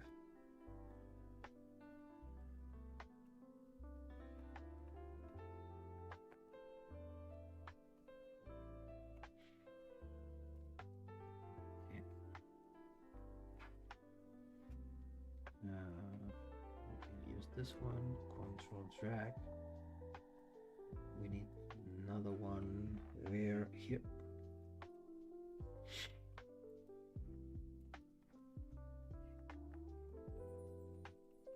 The good thing of being working with one single face is that even that we are modifying the shape of the contour of the leaf, we are keeping the same thickness all over the surface, because we are still working with a fake or with not real thickness. Because if we at any time we turn this off, as you can see, they are still one single face meshes. Once we have all of them already placed on the right place, we can tell to ZBrush, now give me the real polygons to these surfaces. But till then we can work in this way.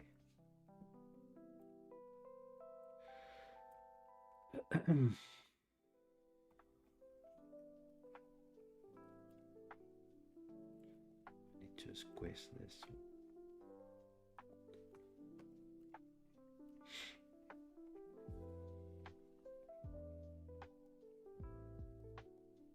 Okay, we at this point it's not going to be 100% precise about, but more or less.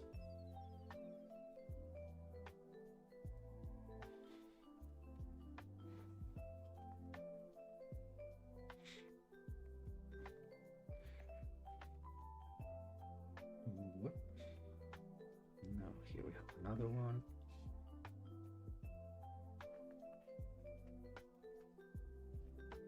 You can grab this portion, apply a bit of polishing here.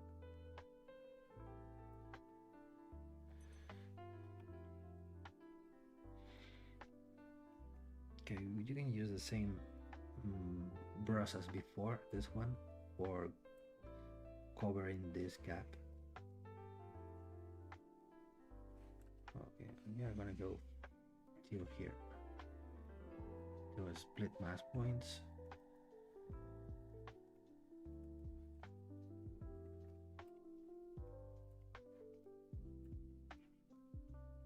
As this is going to be part of the background, so I think this portion of the lips, they are not going to be so detailed. Maybe we can push this out a little bit, the ear and the face.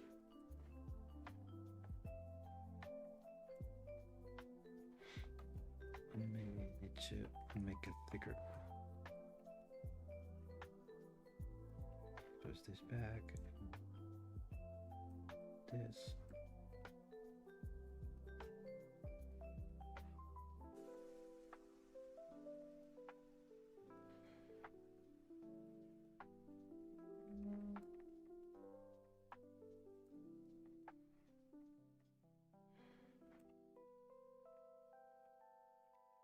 Okay.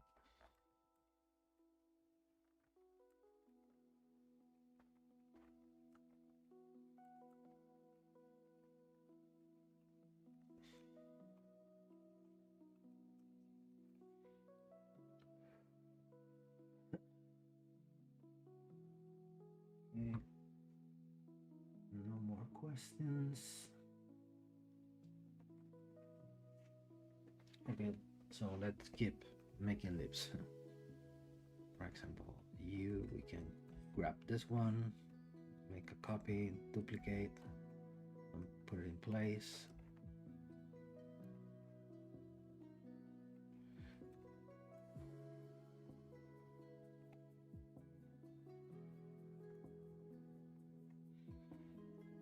Example.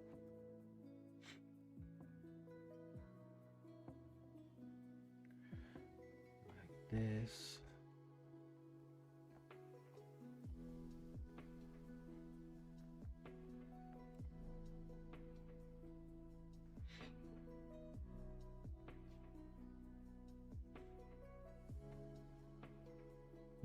More copy and paste.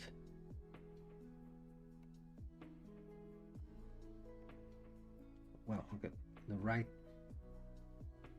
in this case would be control drag to make a copy. When you, till at the same time when you are moving the mesh, you are creating a copy.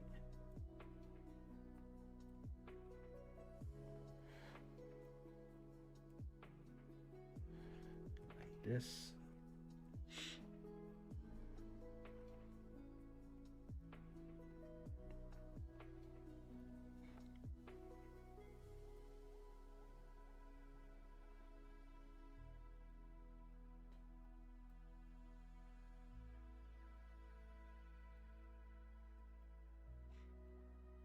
More.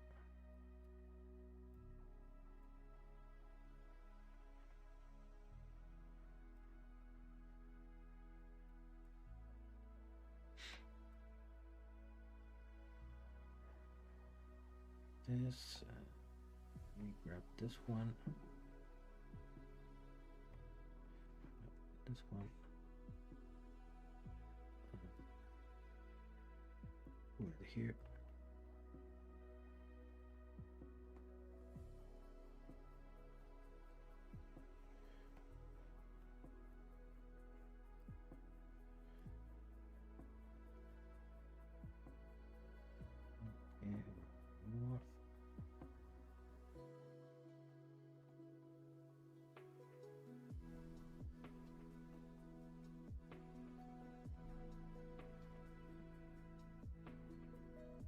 send it to the back,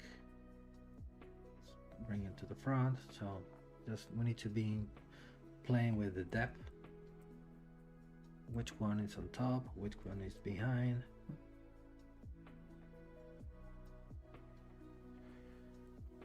Okay.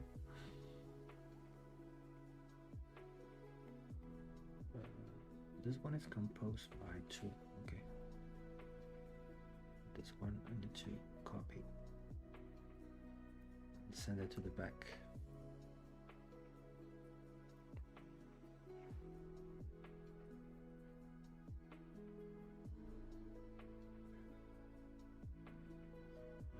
More or less like this. So now we can, for example, grab this one, copy, drag, rotate it to start placing the ones on the other side.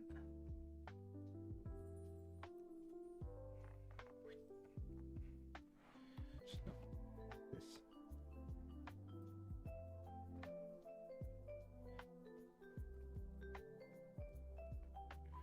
Auto groups.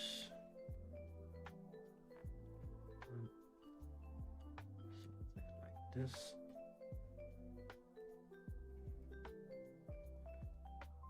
Need to put this here.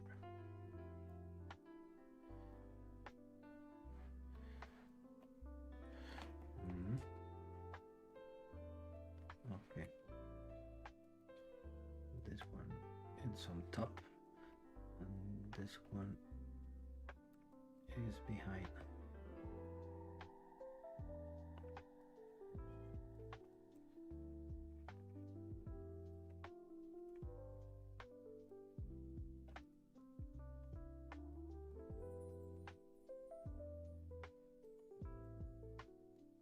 Of course, we still need to sculpt them. But now the important thing now is the composition. The composition.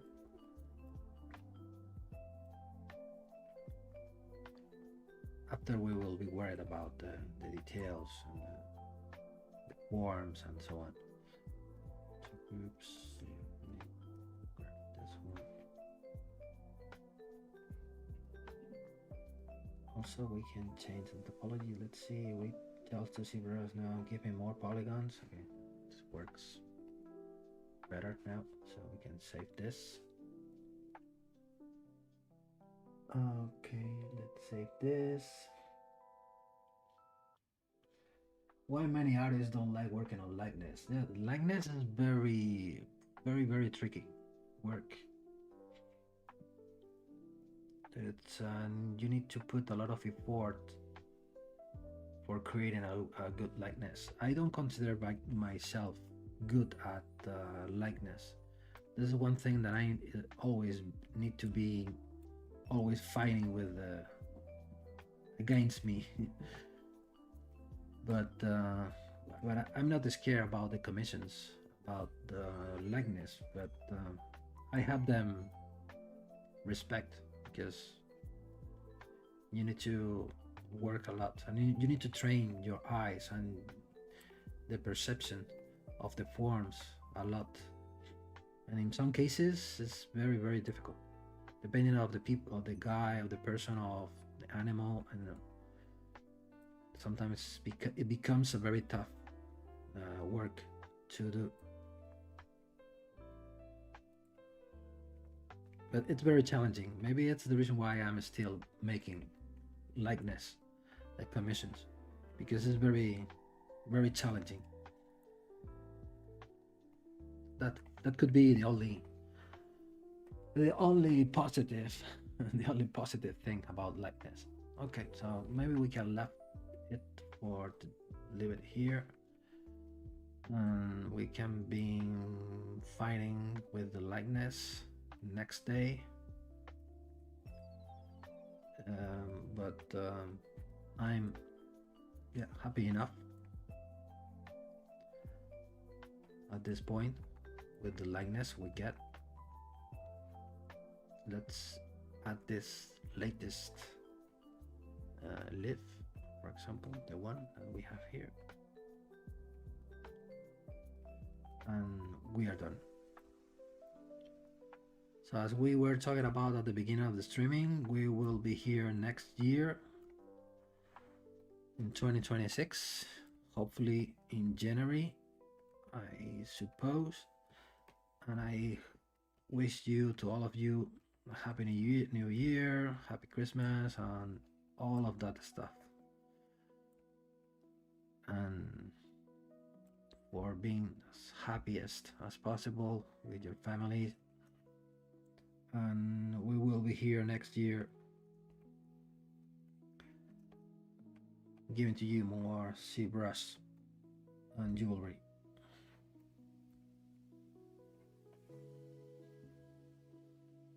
If the guys from Maxon are still also agree with me, of course. I want to be here.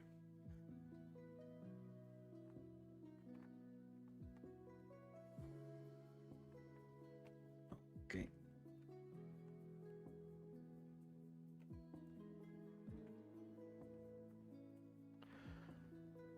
Okay, let's stop.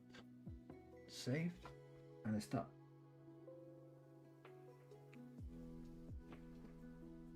Effects that you will try to attend tomorrow webinar. Yes, it will 4 a.m. Yes, this is because the webinar will happens in India time. It's EST time. It's a bit strange time for us. I don't know if it will be recorded or not. I'm not sure. Haven't got any information about that. It will be very interesting, like every time that you share your knowledge. Yeah, I've seen at the end I will be here I will be there talking again about the same thing all over and over, because I'm not I didn't make and I don't pretend to invent or create new things or new ways of working. I have my own way of working. Maybe for me the most interesting thing about those webinars, it's the part when I'm able to start talking with the people. So the people start asking. Maybe it's where I think I help more people. And when the webinar becomes more interesting. But at the end, I will be talking about the same thing. Maybe nothing interesting. So don't worry about that if you are not able to attend it. Okay, so I will see you here next year, so stay safe, be happy, and I will hear here in January again. So thank you and bye.